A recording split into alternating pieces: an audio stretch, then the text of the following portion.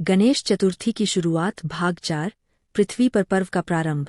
गणेश जी के प्रथम पूज्य और ज्ञानदेव बनने की कथा तो स्वर्ग और कैलाश में प्रसिद्ध हो गई, लेकिन धरती पर गणेश चतुर्थी को पर्व के रूप में मनाने की परंपरा बाद में शुरू हुई। कहा जाता है कि सतयुग से लेकर त्रेता और द्वापर तक गणेश जी की पूजा होती रही, लेकिन वह केवल घरों और मंदिरों तक सीमित थी। सार्वजनिक रूप से पूरे गावनगर के लोग मिलकर यह पर्व नहीं मनाते थे।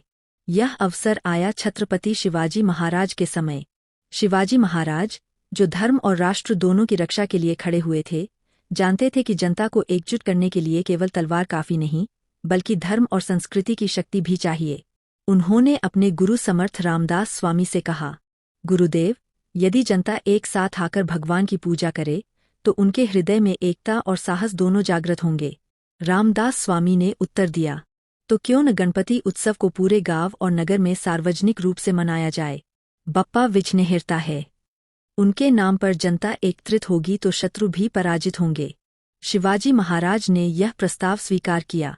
पहली बार महाराष्ट्र की धरती पर गणेश चतुर्थी को सार्वजनिक पर्व के रूप में मनाया गया।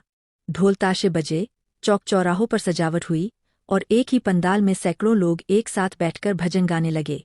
लोगों ने अनुभव किया कि इस उत्सव में केवल भक्ति ही नहीं, बल्कि समाज की शक्ति भी छुपी है।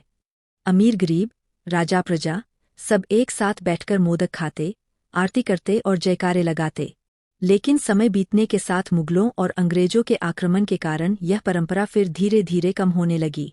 लोग फिर केवल घरों में गणपति की पूजा करने लगे। सदियां बीत गईं। फिर आया 19वीं शताब्दी का दौर। भारत अंग्रेजों की गुलामी झेल रहा था। जनता का मनोबल टूटा हुआ था। और तब इस पर्व को पुनर्जीवित किया एक महान नेता ने, लोकमान्य बाल गंगाधर तिलक ने। उन्होंने कहा, गणपति बप्पा केवल देवता नहीं, वे हमारी एकता का प्रतीक है। उनकी आराधना सार्वजनिक रूप से होगी ताकि लोग एकत्रित हों और स्वतंत्रता की लौ प्रज्वलित हो। इस प्रकार शिवाजी महाराज द्वारा प्रारंभ की गई परंपरा को लोकमान्य तिलक ने नया जीवन दिया। और तभी से गणेश चतुर्थी पूरे भारत में एक भव्य और सार्वजनिक पर्व बन गया। अगला भाग जल्द ही आएगा।